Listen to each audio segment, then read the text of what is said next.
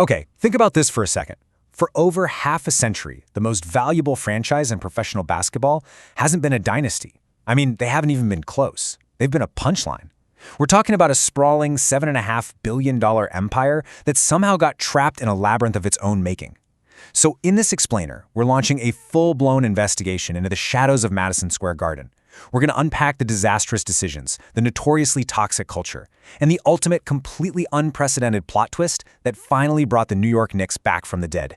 Because really, this is the central mystery of modern sports. How does a team with the deepest pockets in the entire league, playing in literally the world's most famous arena, with endless access to talent, how do they go more than 50 years without a championship parade? It's a real-life sports mystery about an organization that somehow managed to normalize losing on the biggest stage imaginable. Let's start with Chapter 1, a 50-year championship curse. You really have to understand the sheer, agonizing historical weight this franchise carries. It's staggering. It all starts with that legendary 1973 championship team, Willis Reed, Walt Frazier, multiple Hall of Famers. Then you get the absolute heartbreak of 1994, pushing the Rockets to 7 games. The 1999 Cinderella run that unfortunately ended against the Spurs. But after that, the Dark Ages. The 2000s and 2010s were defined by decades of just total dysfunction. We're talking about a 53-year gap before their ultimate return in 2026. Entire generations of fans literally lived and died without ever seeing this team raise a banner. Which brings us to the spectacle of it all. In Section 2, Celebrity Row. The juxtaposition here is almost tragic.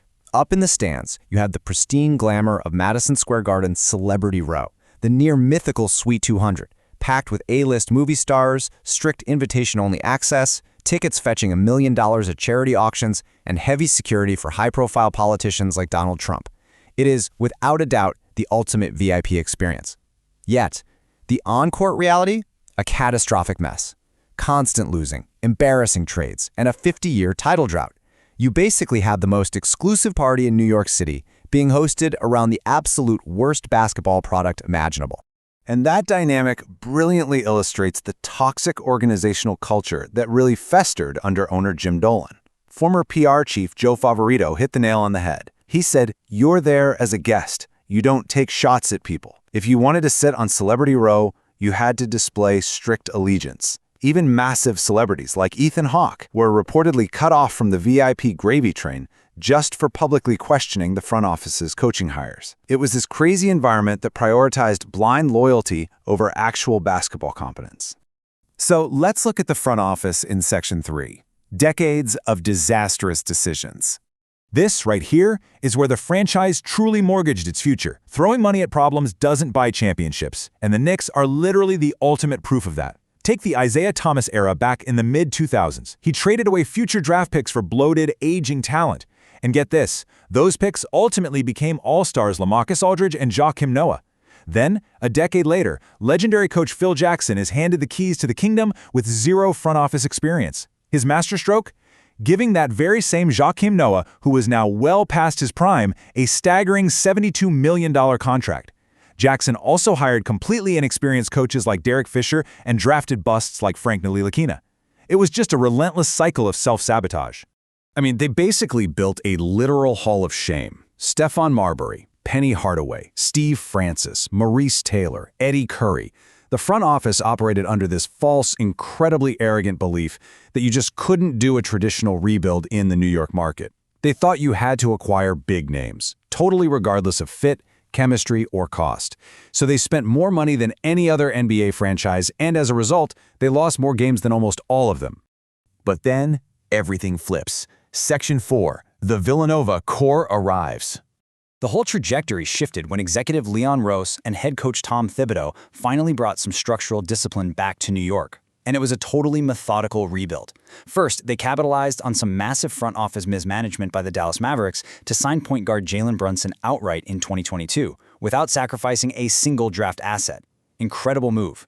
Then, they systematically acquired his former Villanova teammates. They traded for Josh Hart, signed Dante DiVincenzo, and eventually pulled off a blockbuster trade for Mikal Bridges. They completely rebuilt the team's culture around a tight-knit core of guys who had literally won a college and national championship together. And their commitment to this new identity was absolute. Just look at the Mikal Bridges trade. To get him, the Knicks sent Brooklyn Bojan Bogdanovic, an unprotected pick swap, a second-rounder, and a staggering 5 first-round draft picks.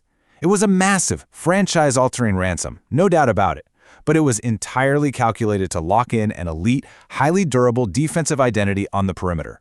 Which sets the stage for Section 5, an unprecedented financial sacrifice. $113 million. Let that number sink in for a second. This is the ultimate plot twist in our sports mystery. Jalen Brunson was eligible to sign a supermax extension worth over $269 million. Instead, he voluntarily signed an extension for $156.5 million. He left $113 million of guaranteed money on the table. Star players in the prime of their careers simply do not do this in the NBA. It's unheard of. But the absolutely crucial point here is why he did it. The modern NBA's collective bargaining agreement is brutally strict.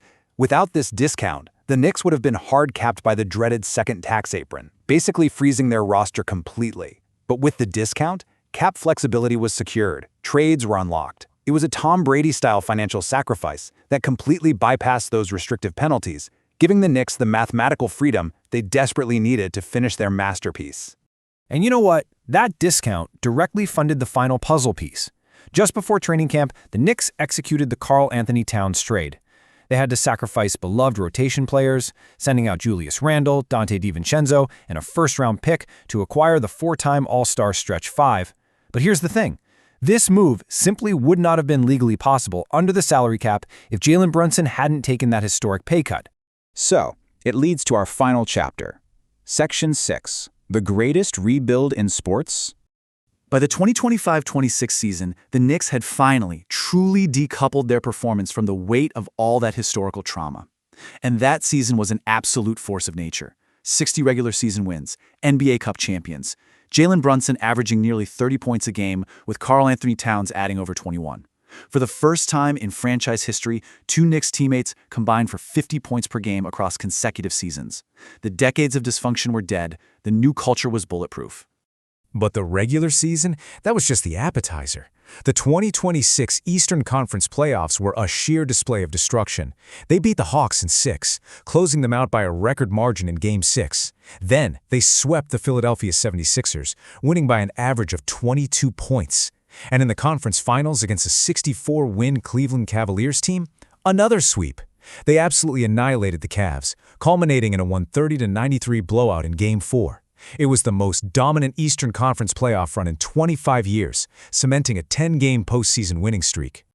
So I'm going to end our explainer with this question. Is this front office masterclass the greatest rebuild in sports history, or do the Knicks still have something to prove?